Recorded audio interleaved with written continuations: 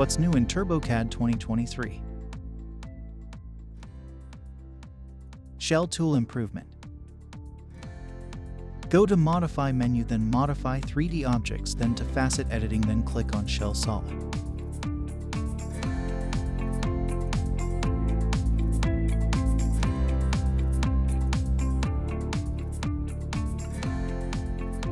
Select Facets on the box and click Finish. Select Faces to define specific thickness.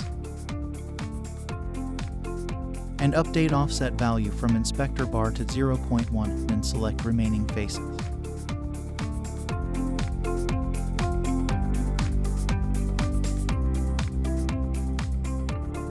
Click Finish from local menu. Go to Camera Properties from View menu, then click Draft and then click OK. Object will be shown in Draft Render.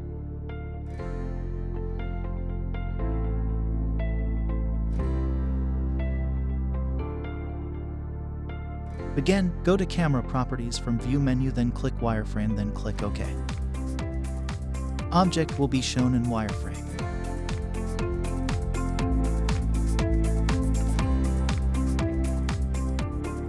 Thanks for watching.